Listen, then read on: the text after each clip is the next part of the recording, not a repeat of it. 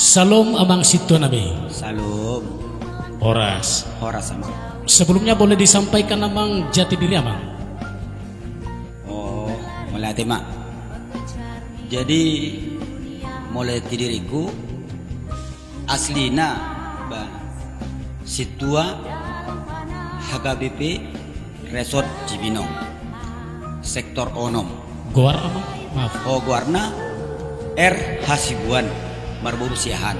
Situa R Hasibuan mengalap boru di Rajai Boru Siahaan.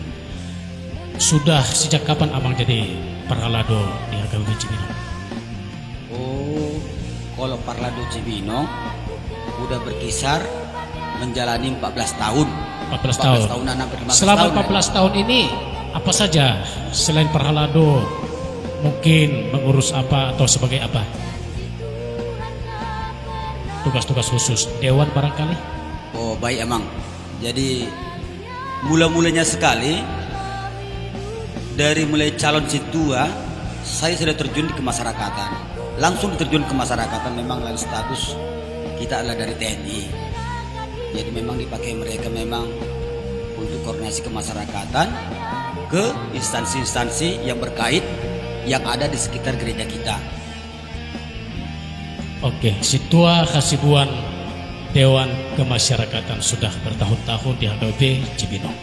Oke Bang, semua kita tahu bahwa Amang Hasibuan ini sejauh ini sangat dekat dengan Pendeta Gediel Saragih. Seperti itu Amang? Oh, Pernah? ya, pernah dekat. Dekat sekali malah? Iya, dekat sekali. Oke Bang, Ya. terus Amang pernah dekat. Nah, kenapa sekarang renggang atau bahkan tidak bersama-sama lagi? Ada apa Bang? Oh, pada dasarnya memang kalau saya tidak secepat, tidak segampang itu dapat menerima ya sebagai teman yang baik, tidak. Saya tetap walaupun dekat saya kepada seseorang, selalu saya menjaga jarak. Tapi kalau mencari sesuatu informasi-informasi karena petugasan saya sebagai kemasyarakatan, ya tentu ya saya beritahu yang sebenarnya. Saya beritahu semuanya apa adanya. Kalau ditanya saya pasti saya beritahu seadanya, apapun akan saya beritahu untuk kebaikan gereja kita. Disampaikan juga kepada Pendeta Resort, Pendeta Saragih seperti itu Iya, ya. kalau ditanya saya sampaikan. Iya. Iya. Maksud saya tadi dulu dekat, sekarang jauh, bahkan terpisah, bisa dikatakan seperti itu. Kenapa kira-kira? Ada apa? Apa mungkin ada yang ketidakcocokan atau seperti apa? Oh, ada apanya emang ya? Ada Tapi apanya? begini ya. Ya, pertama itu memang saya selalu ditanya secara pendekatan. Mula-mula secara paradaton betul. Saya kan macam kayak terbuai lah. Seperti terbuai saya itu. Ya, pendekatan memang luar biasa. Tapi di balik itu saya tidak tahu. Ya, saya terangkan semua. Tanya ke perorangan pun saya kasih tahu. Saya beritahu semuanya bagaimana keadaan masyarakat di sini. Saya beritahu RT RW-nya sampai ke polseknya. Saya beritahu semuanya. Semuanya saya beritahu. Dan begitu juga menanyakan jemaatnya, dan begitu juga masalah ya keadaan yang ada sebenarnya, semuanya saya beritahu Amang kepada Amang Saragih. Oke, terus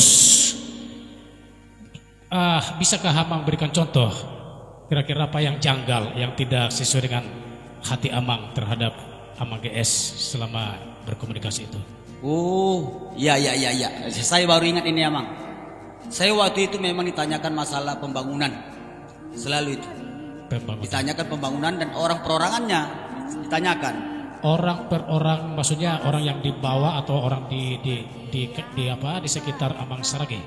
Oh, bukan Amang. Itu yang berkaitan dengan orang-orang yang betul-betul yang berkepentingan. Oh. Seperti di pembangunan. Oh Ya. gitu, seperti menyelidiki seperti itu. Iya. Tapi kan di situ saya ceritakan dengan baiklah, sesuai dengan pandangan mata saya, secara pemikiran saya sampaikan seadanya. Saya sampaikan dan saya ceritakan semuanya. Tapi di balik itu saya tidak tahu sebenarnya apa dan tujuannya. Akhirnya lama-lama saya mengerti.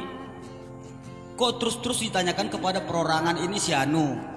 Contohnya seperti bagaimana Mang Siagian, bagaimana Amang si Washington, kira-kira gitulah. Saya bang ngajar.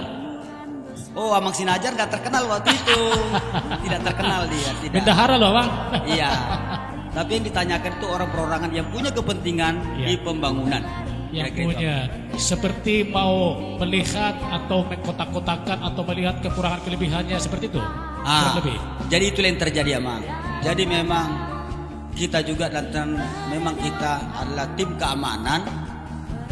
Saya memang agak resah Amang jadinya. Resahnya belakangan ini jadi resah saya. Jadi selalu memang saya bilang kepada di sermon juga, kalau kita marlado gitu di sermon pas hari Kamis, ini saya mulai tidak nyaman.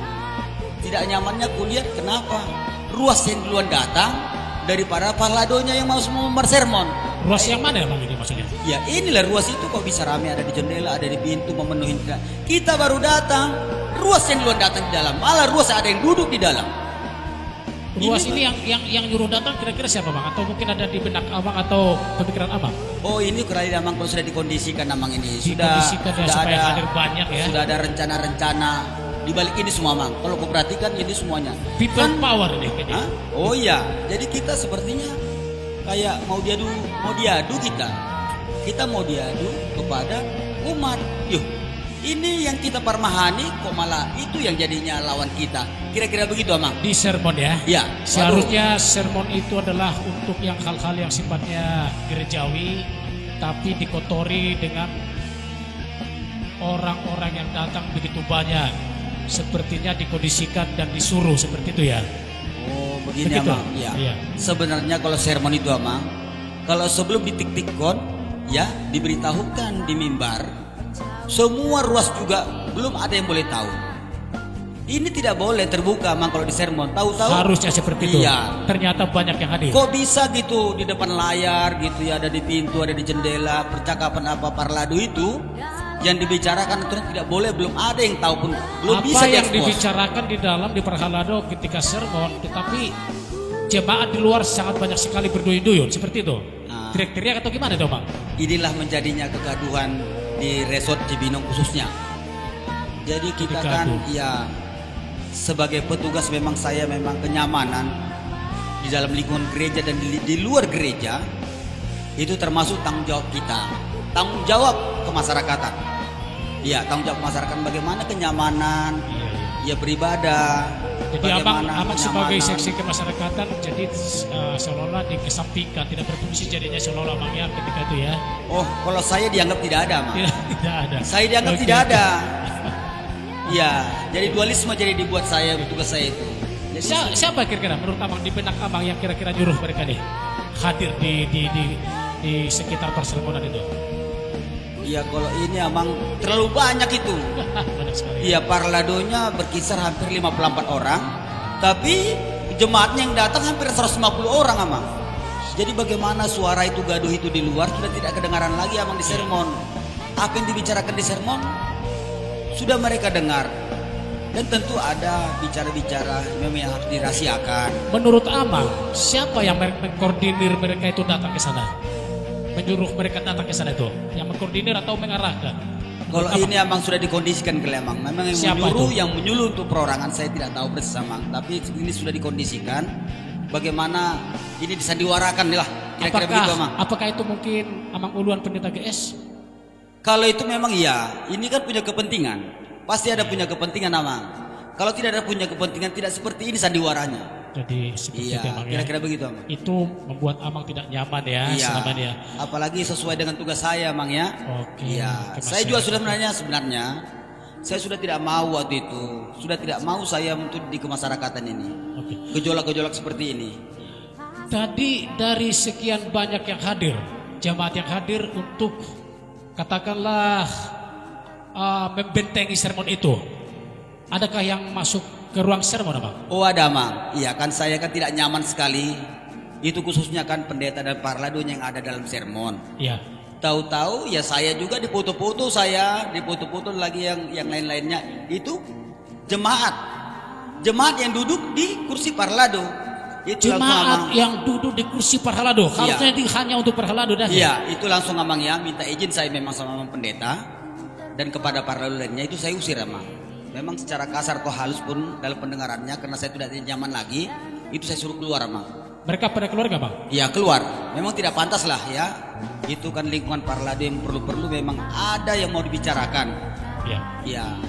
Terus ada nggak bang dari sekian orang itu yang disuruh pimpinan rapat dalam hal ini Uluan hadir atau pegang mic atau pegang duduk di meja pimpinan atau memberikan arahan-arahan dari anggota jemaat yang hadir itu? Oh iya, maaf Amang ya. Kalau ini sebenarnya tidak pantas lagi, itu namanya bukan sermon Parlado lagi Amang. Karena Ruas tiba-tiba masuk megang mic dan memberi pengarahan kepada Parladonya tanpa seizin. Ruas memberikan pengarahan iya kepada Parlado. Ya ini berbahaya sekali Amang ini. Apalah apanya yang mau disampaikan ke Parlado, sedangkan dia belum ada meminta izin sama siapapun. Tentu ini sudah skenario kan Amang ini. Apa kepentingannya ya? Oh, kalau kepentingan itu biasanya untuk menyudutkan Parlado sendiri ya Amang. Ini kan berbahaya sekali ya. Dia dipermahani, malah kita yang dikucilkan Amang, kira-kira begitu. Abang masih ingat gak kira-kira siapa-siapa aja yang sampai ambil mic atau disuruh atau dipersilakan berbicara di depan sermon itu? Oh itu banyak sekali Amang itu. Sudah banyak betul. Sudah banyak, ada 2-3 orang. Coba itu. Bisa Abang sebutkan 2-3 orang Bang? Itu iya. Aku udah kurang ingat Amang, tapi banyaklah dari Parlado itu yang menyaksikan itu sudah tidak pantas lagi. Seorang Ruas yang belum diizinkan berbicara di Parlado, di sermon Parlado, tahu-tahu dia datang dan berbicara di tengah-tengah Parladonya dan panditanya. Itu tidak pas sama. Iya, ya tidak pas, itu tidak pas. Iya, Bang. Jadi memang pernah di media sosial WA ada beberapa orang saya lihat yang tampil di depan Parlado itu yang bukan Parlado. Di antaranya Ketua Pensiun Peruntungan Tahunan, Aloksen Mane, juga tentunya Rudi Aruang dan masih banyak lagi. Apakah nama-nama yang saya sebutkan tadi pernah tampil di depan itu Abang? Oh ya ada. Ya. Kalau itu memang itu saya ingat-ingat memang ada. Sedangkan kalau Amang Aruan itu memang dia memberi paparan dia. Memang ada seizin memang. Seizin. Amang Aruan sebagai kepala pembangunan. Oke. Ya, tapi yang lainnya apa? Saya tahu bahwa Aloksen Manik itu adalah pengacara. Bagaimana mungkin seorang pengacara bisa masuk ke ruang sermon? Oh iya Mang ya. Sebenarnya bagaimana? Kalau pengacara Mang ya. Kalau pengacara sebenarnya belum pernah dasarnya ada pengacara yang kita angkat untuk pengacara HKBP Cibinong. Jadi tidak ada, sebenarnya bukan pengacara belum gereja ada, ya? Iya tidak ada. Pengacara tidak pribadi ada, bisa ya. jadi Abang ya? Ya tapi kalau untuk pribadi ya silahkan Abang ya. Iya, tapi kan seharusnya kan tidak boleh tampil di ruang sermon itu kan, begitu Abang ya? Tapi itulah yang terjadi Abang ya? Iya begitulah Abang ya. Baik Abang, terima kasih banyak atas penjelasannya.